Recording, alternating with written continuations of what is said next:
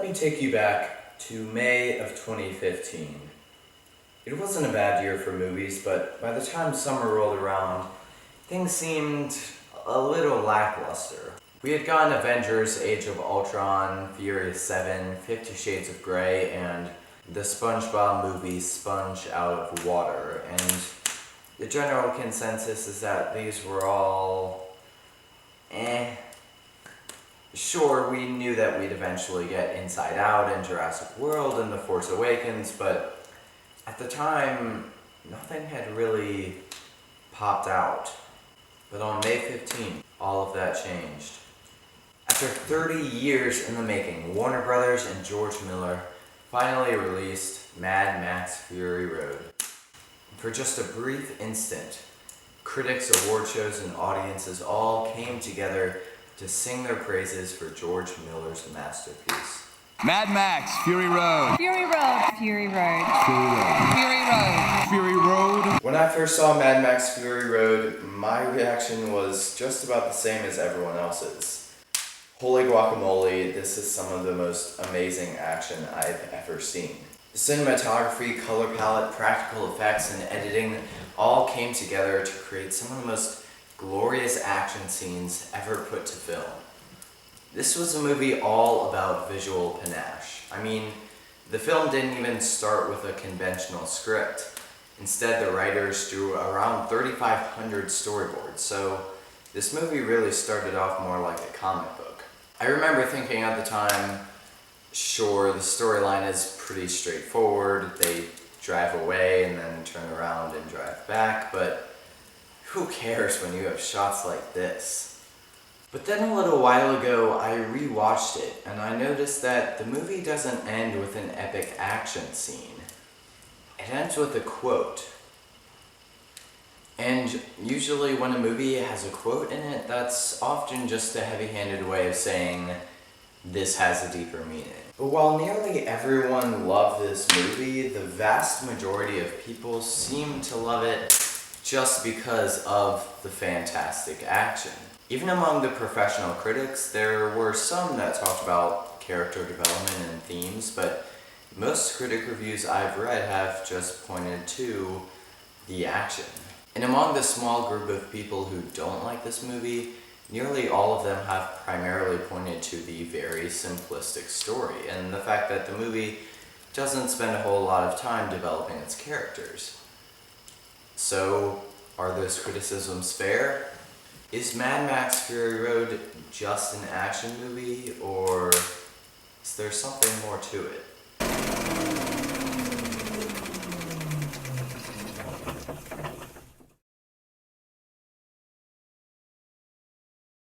Much has been said about how the plot of this movie essentially just consists of driving away from the bad guys and then turning around and driving towards the bad guy. And this isn't wrong, but does it matter? Just about every movie can be described in a way that makes it sound really simple. In Star Wars, the good guys go to the big gray thing, and then they go away from the big gray thing, but then they blow up the big gray thing. In fact, if we want to get really broad, pretty much every movie can be described as the good guy is presented with an obstacle, and then they struggle to overcome that obstacle, but eventually they do overcome the obstacle and learn a valuable lesson. That all sounds pretty simplistic to me. But obviously it's not useful to describe movies like this, so let's not do that with Mad Max. Sure, the plot definitely seems very simple, more so than most movies, but let's also not forget how the action in the story allows Max the chance to find a cause other than himself to believe in. How Furiosa's discovery that the green place doesn't exist forces her to contend with her ideology of hope in a hopeless world, and how Nux struggles to overcome the cult dogma that he was indoctrinated into as a young child. In fact, let's look at that last one for a bit. Immortan Joe tells Nux and the other warboys he will carry you to the gates of Valhalla, which comes from Norse mythology, as a realm ruled by Odin that houses the souls of those who die in combat. And the green place that Furiosa is seeking after resembles the Promised Land referenced in Abrahamic religions. That's right, folks. We've got a religious metaphor on our hands. Let's all put on our religious metaphor hats and grab our handy Bibles, because this one's gonna get a little weird. Before I go any further, I should acknowledge that I am far from the first person to do a thorough analysis of Mad Max Fury Road, nor am I the first person to look at it through a religious lens. Which is why when I came across Alyssa Wilkinson's article in the Washington Post that compared the dystopia of Mad Max to the Book of Revelations, well, my interest was piqued. Fury Road is an apocalypse story, and the oldest apocalypse story out there is the Book of Revelations. But Fury Road is also a post-apocalypse story. So, what happens after the end of the world? Well, in the last chapter of the Bible, the righteous and believers are lifted into the heavens, and everyone else lives out their days in a lake that burns with fire and sulfur. Fury Road uses a color palette that largely consists of orange, more orange, a little bit of brown, and more orange. Kind of like a lake that burns with fire and sulfur. I mean, the second line of the movie is, My world is fire and blood. But before the Book of Revelations has its nice happy ending, it also talks about the city of Babylon, which is run by an evil prostitute who has caused everyone in the city to become immoral and lose their faith in God. Kind of like how in the Citadel, Immortan Joe uses everyone's need for water to turn people against one another. And he also has a violent death cult. This film primarily deals with two concepts: what characters do and why they do it, their actions and their beliefs. Now there are three key character arcs in this film: Max, Furiosa, and Nux. And for each of these characters, their actions and beliefs can be described as serving the past, serving the present, or serving the future. At the beginning of the story, Max's actions serve the past, since he is constantly trying to outrun the ghost of his past mistakes that are always haunting him. His beliefs, however, serve the present, since he doesn't subscribe to any higher set of morals beyond his own survival. A man reduced to a single instinct. Survive. Furiosa acts in account of the future, since her ultimate goal is to get Joe's wives to escape and go to the non-existent green place. Her beliefs, however, are still grounded in the past, since she is ultimately seeking redemption for whatever bad things she has done in years gone by. Redemption. Nux, and by extension the rest of the War Boys, are driven by the future in both their actions and beliefs, since pretty much everything they do is out of desire to go to Valhalla after death. Riding to Valhalla! But by the time the third act rolls around, all of that starts to change. After the reveal that the green place doesn't exist and the decision to start riding across the salt plains, Furiosa and Nux are still acting in interest of the future, buying into the false hope that there is something that lies beyond all of that salt. Max is still acting out of his fear of the past until he is forced to come face to face with it, and it's then that he accepts he cannot change the past, but can instead find redemption by changing the future. And with that, everyone's on the same page. Their beliefs now lie in creating a better future, and they do so by acting in the present, living in the moment, punching guys with flamethrower guitars. God, that is so awesome. Nux's beliefs are still pointed towards the future, but now it's in a sacrifice yourself so your friends can live sort of way instead of a violent death cult sort of way. Way to go, Nux. The problem with Nux and the War Boys wasn't that they believed in an afterlife, it's that they let that belief guide everything they did, to the point that they were jumping off cars all in the belief that that would lead them to Valhalla. This film isn't anti-religious, but if everything you do is guided by a desire to get into heaven and stay out of hell, then maybe it's time to start rethinking things. Paradoxical as it might sound, acting in the present is what ultimately allows us to create a better future.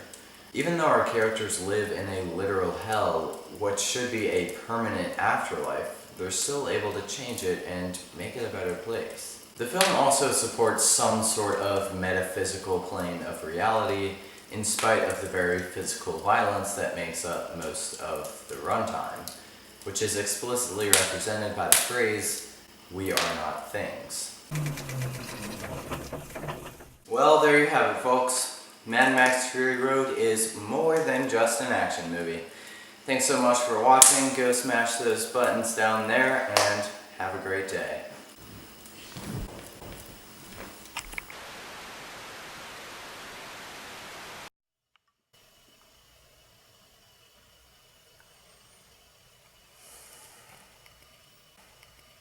It honestly is a non-stop action thrill ride. It's one of the best action movies ever made. This movie is pretty much built for the action. I mean, the action in this movie is like...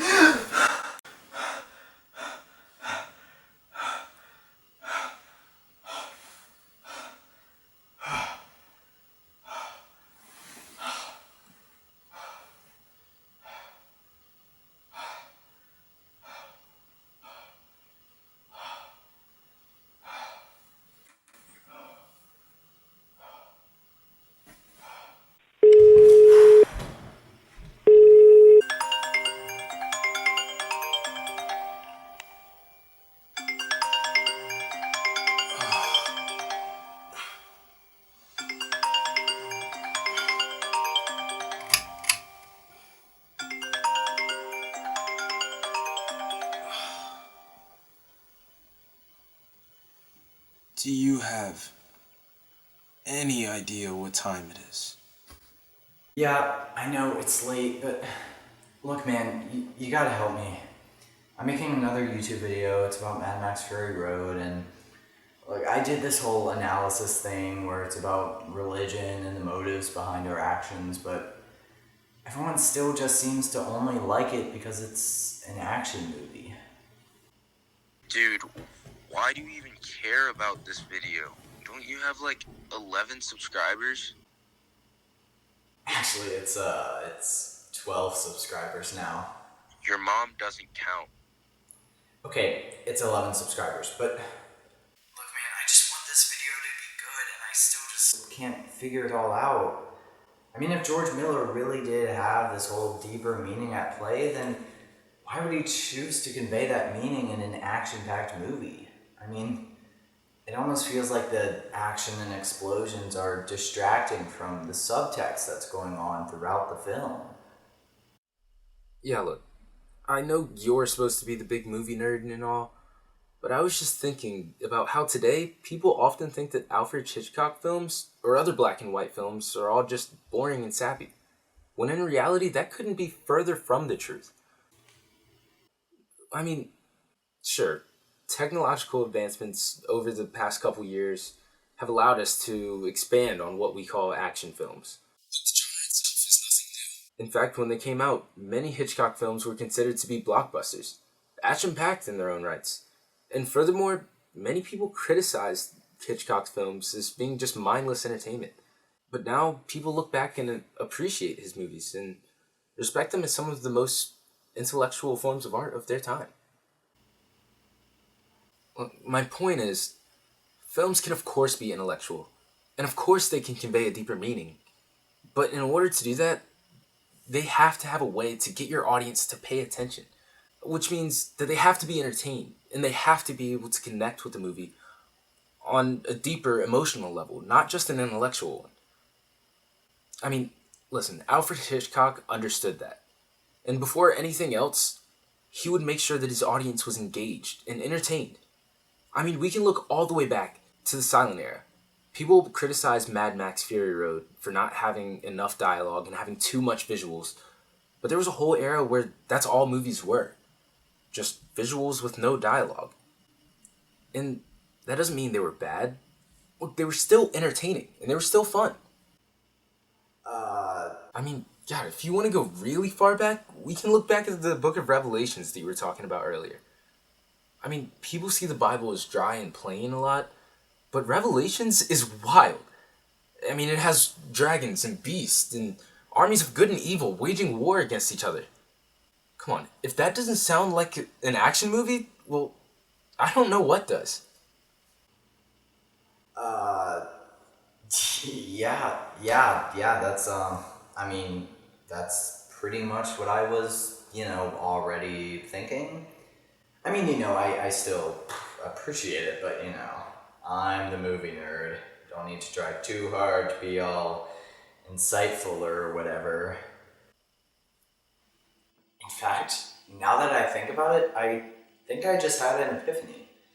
I mean, Mad Max Fury Road might be a technological masterpiece, but it's still just like the action films of the 20th century, like Alfred Hitchcock's movies.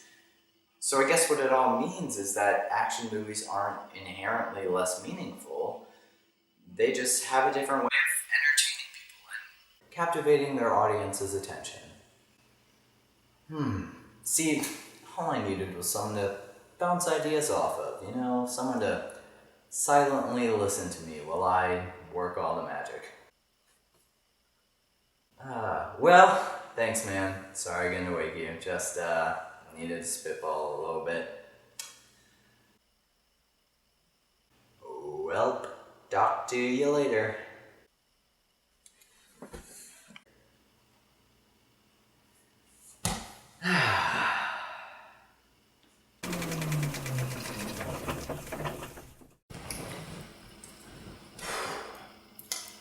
Alfred Hitchcock once said, "I am still a purist, and I do believe that a film is a series of images projected on a screen.